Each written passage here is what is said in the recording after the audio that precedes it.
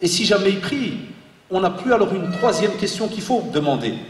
Je vais vous embêter aujourd'hui, hein, ça va paraître des fois illogique le discours, certains vont peut-être même dire qu'est-ce qu'il a là, est-ce qu'il est fatigué ou non. Mais c'est pour, je veux que quand vous sortiez, Wallah, que vous soyez embêtés par certaines questions. Et que vous alliez embêter d'autres. C'est qu'aujourd'hui, donc les parents, ils viennent et ils se plaignent. Pourquoi tu pries pas Ouldé, mon fils là, ou là ma fille? Et même si le fils y prie, je leur dis, il faut aller plus loin. C'est de se poser la question, tu pries et pourquoi tu pries? Vous allez voir la réponse.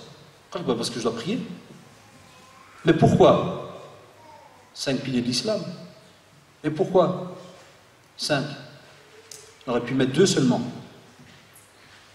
Allah, il a voulu. Ouais, mais qu'est-ce qu'il y a derrière comme sagesse? Tu vas voir, certains vont dire, ouais, commence pas à aller trop loin. C'est déjà bien que je te dis qu'il y a 5 piliers, qu'il y a tu veux quoi d'autre que je te raconte? Vous voyez, on a une grosse, et vous le savez, on a un gros pourcentage de la population qui est là-dedans, à ce niveau-là. La même chose, les ablutions, dans plein de petits détails. Et moi, je sais de quoi je parle, comme je suis responsable du service social, donc je m'occupe au centre islamique toute la journée de 9 à 5, des problèmes 9 à 4 à Afouane, des problèmes de couple, les divorces et autres, et aussi les questions-réponses. Des gens qui encore aujourd'hui, à 22 ans, 25 ans, des mamans à 50 ans, qui t'appellent, oui, j'ai trouvé un trou dans mes chaussettes. Est-ce que je peux passer ma main dessus ou bien je dois les changer? Je dis, Al-Hajja, c'est la première fois que tu mets des chaussettes? C'est la première fois de ta vie que tu as eu un trou dans tes chaussettes? Eh bien, tu as la même question venant des fois de jeunes, intellectuels, qui connaissent tous cher Google, hein, vous connaissez le cher, très connu Google. Ça veut dire, il tape, passer la main sur les chaussettes, il reçoit 22 fatwas en 2 secondes. Faut-il encore qu'ils comprennent comment lire et comment savoir, comment est-ce qu'il faut faire. Et même comme ça, on vous appelle. J'ai trouvé un trou. Alors des fois, je leur dis, marhaba bik, ala slama, marhaba, comme on dit chez nous. C'est aujourd'hui, c'est la première fois que tu as trouvé un trou?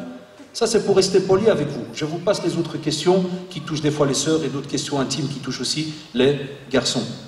Où est l'essentiel là-dedans? Qu'est-ce qu'un vrai citoyen musulman, subhanallah? Qu'est-ce qu'il est? Automatiquement, il doit d'abord avoir une base. C'est cette base, subhanallah, qui va faire qu'il pourra graviter autour de ceux qui sont autour de lui, même si, subhanallah, ils sont musulmans ou bien non musulmans. Parce que le prophète sallallahu alayhi wa sallam a accordé une importance capitale par rapport à un genre de, on va dire, morceau de chair. D'après les traductions dans certains livres, il y en a qui l'ont appelé caillot et tout, mais on parle souvent de morceau de chair. Il a dit, s'il est bon, tout le corps est bon. Et s'il est mauvais, tout le corps est mauvais. C'est le cœur. Où est le travail du cœur? Et c'est pour cela que, subhanallah, vous avez remarqué que chez nous en islam, c'est une religion de groupe. La preuve, 17 fois par jour quand vous priez. Vous récitez tous la sourate al-Fatiha, sah? À un certain moment, vous arrivez, vous dites Ihdina sirat al-mustaqim. Ihdina, c'est singulier ou pluriel? Allez, on va devoir voter. C'est la Fatiha, les gars. Je ne vous ai pas demandé une fatwa de la mort, là. On est encore al-Fatiha. Ihdina, singulier ou pluriel? Pluriel. C'est bien qu'il y en a qui ont passé le mot aux autres pour que la voix elle s'élève avec eux. Sinon, on se serait trompé de bâtiment hier.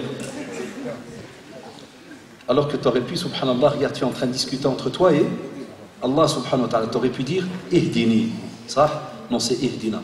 Tu prends un autre verset. Rabbana hablana min azwajina. Hablana, de nouveau, singulier ou pluriel? Pluriel. Rabbana atina fi dunya hasanatan. Alors que c'est toi qui demandes à Allah, subhanahu wa ta'ala, de nouveau, singulier ou pluriel? Pluriel. C'est une religion de communauté. Alors c'est pour ça qu'on revient maintenant à d'autres questions que les jeunes doivent se poser entre eux. Pourquoi tu es musulman? Vous vous rappelez, la première question, c'était pour taquiner. Et maintenant, la deuxième, je vous parle du pluriel, et je te dis à la fin, vous devez vous la reposer. Ça veut dire qu'Allah est au milieu, il y a ce qu'on appelle l'acquisition du savoir. Il n'y a pas le choix. Il y a l'acquisition du savoir. Tu peux monter et descendre comme tu veux. Si tu n'as pas l'acquisition du savoir, wallahi, tu peux être ce qu'on appelle un genre de musulman d'apparence, mais vide de l'intérieur. Et là, tu peux me parler de citoyenneté, tu peux me parler de tout ce que tu veux. Si à l'intérieur, tu n'es pas connecté, l'extérieur en général ne peut pas fonctionner. Parce qu'à l'intérieur de ce corps, il y a ce qu'on appelle une âme. Il y a une âme qui frétille. Et cette âme, subhanallah, il y a 3 catégories qui sont citées dans le Coran. 3, ya shabab.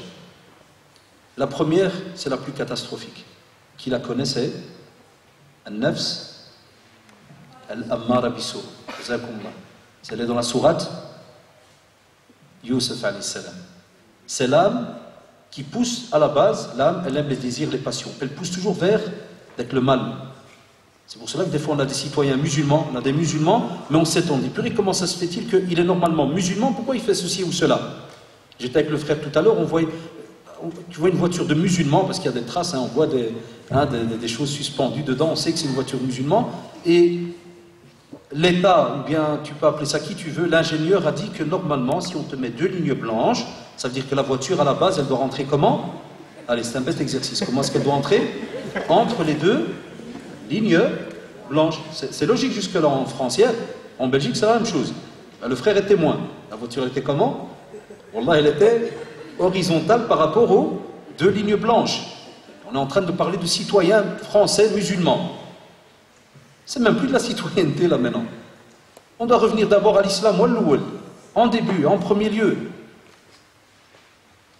Et c'est pour cela que dans certains débats à la télévision, on croit, ou bien on veut faire croire que le musulman ne sera jamais amené qu'un citoyen. Au contraire, le prophète sallallahu alayhi wa sallam, et je reviens aux âmes, je vais y arriver 2 secondes, le prophète sallallahu alayhi wa sallam, lorsqu'il a parlé des degrés de la foi, il a dit le plus haut degré c'est qawlu la ilaha illallah, le fait de dire qu'il n'y a qu'une seule divinité qui est digne d'être adorée, c'est Allah subhanahu wa ta'ala. Et le plus bas degré, c'est lorsque tu marches quelque part et qu'il y a par exemple une saleté, quelque chose qui va gêner quelqu'un, tu la ramasses. Imatatul adha al tariq. Et puis il a dit wal haya, regardez subhanallah, wal haya shu'batun min al iman. Et la pudeur est un des chapitres ou une des branches de la foi. Et donc au début du hadith, il a dit que la foi c'est une 60aine ou une 70aine de chapitres. 70. Subhanallah. C'est pour cela que si tu veux arriver à être quelqu'un de normal en tant que musulman sur terre, tu es alors obligé, wallahi, d'aller travailler avec l'âme qui est à l'intérieur. Parce qu'à la base, elle est ammara biso. Elle ordonne l'homme, la femme, à aller vers le mal. Si tu commences à la travailler petit à petit, elle monte à un 2e degré. Elle monte à un 2e niveau. C'est lequel? Al-lawama, impeccable. Al-lawama, elle est bien, mais elle est dangereuse. C'est drôle à dire. Elle est bien, mais elle est dangereuse. Al-lawama, c'est celle encore qui s'autoblâme. Par exemple, parmi vous, ça se peut que certains, ils ont peut-être réfléchi 2 heures avant de venir ici. C'est-à-dire qu'ils sont assis, ils ont dit ça commence à 14 heures. À midi, il y a un acteur très connu, que c'est pas qui passe à la TV ni rien du tout, c'est pas un chanteur, c'est rien, il est pire que ça, c'est Shaitan Allah, qui, le prophète m'a dit que chacun d'entre nous, on a un qarin, il est là, il est avec vous. À ce moment même, il est en train d'attaquer certains d'entre vous, en train de leur dire, purée, il nous parle de trucs, c'est connu. Lève-toi, et... il fait chaud, purée, qu'est-ce que tu es en train de crever dans une salle? Tiens, il te parle de là, il est là. Même avec moi, il est là. Sauf que celui du prophète sallallahu est devenu musulman. Et celui qui suivait Omar ibn Khattab, vous connaissez ce calife. Inch'Allah, très, très sérieux. Lui, son shaitan, quand il voyait arriver, il partait. Imaginez-vous la scène. Eh bien, cette âme, on vous dit, elle est bien, mais des fois, Satan, il vient chez toi, il te dit, vers midi, tu as une conférence. Alash, qu'est-ce que t'as? T'as vu le temps qu'il fait, tu crois qu'il va faire chaud comme ça tout le temps? Profite. Et les conférences, il y en aura toute ta vie, purée. Regardez, qu'est-ce qu'il dit? Toute ta vie. T'as déjà mis un cachet comme quoi tu es là demain, après-demain, dans 1 heure, dans 3 heures. Ah non, moi je vais prendre l'avion peut-être dans quelques heures. Qui vous dit que je vais atterrir? Allahu ta'ala alam. Qui dit que ma respiration ne s'arrêterait pas dans 2 minutes? Allahu ta'ala alam. Mais, alhamdulillah, si jamais tu as une bonne intention et tu es en train de te taquiner là, qu'est-ce qu'elle devient entre guillemets? Elle devient donc la wama, c'est-à-dire qu'elle s'auto-blâme, elle s'autocritique, et des fois elle dit comme pour dire à ce Satan, s'il fallait faire une image comme ça qui paraîtrait un peu faux-folle, c'est comme si quelqu'un parlerait, il lui dirait allez, va faire un tour, laisse-moi tranquille. Et hop, s'il se lève, et il va. Spécialement, j'interpelle ici les hommes par rapport à la prière, par exemple, tu veux être un vrai musulman comme il se doit, la prière de l'aube, celle qui est à 6 heures du matin, là. Parce que c'est là où Satan il vient chez toi, tu es dans ta couette là, bien au chaud, il vient chez toi et te fait frère, pense aux millions qui ne prient pas.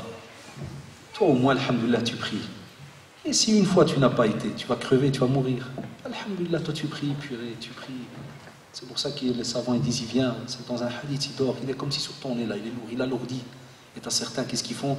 Attends 2 minutes, attends 3 minutes, et à la fin, il part avec aucune prière. Tandis que l'autre qui, subhanallah, se bat, ça c'est bien, ça c'est le nafs al-lawwama. Qu'est-ce qui se passe? Il se lève. C'est important, wallah, dans la formation du musulman. Et puis on arrive, mashallah, regardez, pendant qu'il se bat avec cette âme, et continue à la travailler, mais pas sans acquisition du savoir. Je vous l'ai dit, c'est impossible. Qu'est-ce qu'elle devient alors? Ça c'est le top. Pourquoi j'ai dit que la deuxième elle est dangereuse? Parce qu'il y a un troisième niveau, ça c'est le top. Mais le deuxième, et c'est connu, le deuxième, pourquoi il est dangereux? Parce qu'il est juste au-dessus du numéro 1. Mais le 1 il est mauvais, c'est vrai ou pas? Donc qu'est-ce qu'il arrive? Si jamais il retombe dans le 1, et que la mort vient, et que l'âme part, il se retrouve foutu. Mais s'il était dans le 2 et qu'il continue à travailler tout le temps, on se dit au moins, alhamdoulilah, quoi qu'il arrive, il va rester soit dans le 2, soit il va monter au troisième niveau. Voilà pourquoi on dit aux jeunes qui croient, qui pensent, spécialement ceux qui, alhamdoulilah, pratiquent, qui pensent que c'est à l'aise. On est bien maintenant, je pratique, j'ai repris la prière. C'est là que je lui dis, Wallah, vous devez serrer la ceinture. Parce que Satan, il perd un client. Et je le dis comme ça, je le dis même aux convertis. Des fois, des convertis, parce que j'ai une belle-mère aussi convertie, d'origine italienne, et parce qu'il y a des fois, elle vient, vous savez, on aime bien parler, elle me dit, c'est drôle, elle est convertie depuis une trentaine d'années. Et même comme ça, elle me dit, c'est incroyable. Elle me dit, il y a des sœurs qui viennent, par exemple, pour se convertir à la mosquée, et ça sort souvent, cette phrase, il dit, c'est drôle, même des frères, des hommes, il dit, avant que je sois musulman, j'allais en discothèque, je stah jusqu'à 5 heures du matin. Et je bois tout ce que tu veux, même si je trouve une facture le matin de 100 € à payer, je suis à l'aise, je dis allez vas-y, paye ou paye pas, qu'est-ce qu'ils vont envoyer 10 €? Il te dit, j'étais à l'aise. Il te dit, le jour où j'ai dit ashhadu an la ilaha illallah, il dit, purée, j'ai eu des problèmes. Et c'est vrai, ça c'est l'impression. Tu dis, oh là, j'ai eu des problèmes. Ça arrive même aux pratiquants. Tu as des fois des jeunes musulmans de souche, ils ne priaient pas, rien du tout. Le jour où ils commencent à prier, ils te disent, purée, mon cher frère, là c'est drôle, ça me parle dans ma tête, j'ai des trucs bizarres, il croit même qu'il devient mjnoun, il veut voir des images. Non, il n'y a pas. C'est un travail de Satan, parce qu'il sait que tu veux passer à quel niveau? Au niveau 3. C'est al-nafs al-mutma'inna. Ça c'est la plus belle âme. Ça c'est l'âme que, wallahi, par rapport à votre titre d'aujourd'hui, même si c'est un drôle de titre, comment être un citoyen ou bien musulman français, eh bien c'est celui qui arrive à ce qu'on appelle cette âme qui, on dira au moment de la mort, Ya ayyatuha an-nafsul mutma'inna irji'i ila rabbiki radiyatan mardiya fadkhuli fi ibadi wadkhuli jannati. Il y a un problème pur, il faut encore connaître l'arabe.